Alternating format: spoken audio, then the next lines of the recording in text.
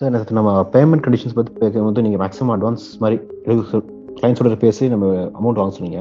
சரி, சில சில கிளைண்ட்ஸ் என்ன பண்ணுறாங்கன்னா மேக்ஸிமம் கிரெடிட் டேஸ் கேட்குறாங்க. Payment conditions credit payment 90 days payment 180 days payment சொல்லிட்டு கண்டிஷன் போட்டு.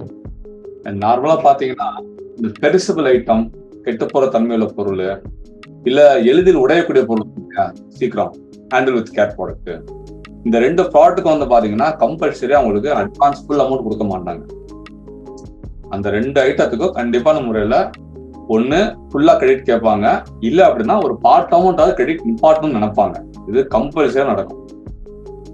இந்த ப்ராடக்ட்டை பொறுத்த வரைக்கும் நம்ம 100% அட்வான்ஸ் வாங்குறதுங்கிறது அது இன்னும் கொஞ்சம் அதிகமா எஃபர்ட், இன்னும் கொஞ்சம் அதிகமா இருக்கும். நம்ம உள்ள கிளாஸ் உங்களுக்கு சொல்லி தருவேன். எல்லாமே அந்த நெகோசியேஷன் ஸ்கில் எப்படி பேசணுங்கிறது இதெல்லாம் உங்களுக்கு சொல்லி தருவேன்.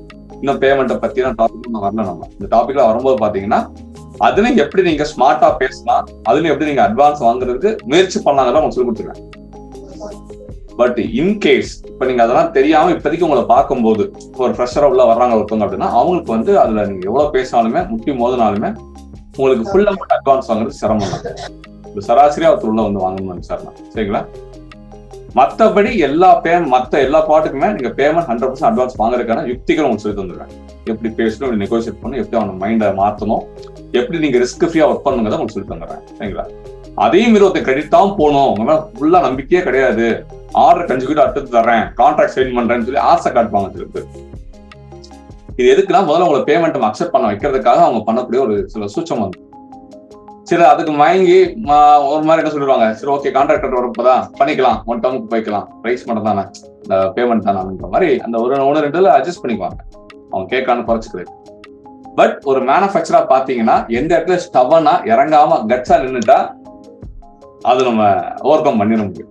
அவன் நமக்கு வந்துருவான். ஆனா அது ஒரு பயம் இருக்கும், ஆர்டர் கிடைக்காம போயிருமோ, கைவிட்டு போயிருமோ, நமக்கு ஏதாவது இதாயிருமோன்னு சொல்லிட்டு பயந்தே எல்லாரும் டக்கு டக்குன்னு அக்செப்ட் பண்ணி போயிருவாங்க. அந்த ஒரு விஷயம் தான் மெயினா எல்லாருக்கும் பிரச்சனையா இருக்கும். பயப்படாதீங்க, மாத்திடுவோம், சரி பண்ணிடுவோம், சரிங்களா? ஆபீஸ் ஓபன் பண்ணதாலையும் ஐஇ கோடு எடுத்ததாலையும் முட்டாள்தனமா என்ன ஒரு எக்ஸ்போர்ட்டர்னு நானே நினைச்சுக்கிட்டு இருந்தேன். ஆரம்பிச்சதோட சரி, நானும் என் பிசினஸும் ஒரே இடத்துல தான் நின்னுகிட்டு இருந்தோம். எப்பவுமே கூட இருப்பேன்னு சொன்ன ட்ரெயினர் ஒரு தடவை கூட என் போனை எடுக்காதப்ப இனி என்ன பண்றது, யாருக்கிட்ட கேட்கறது, ஒண்ணுமே புரியல.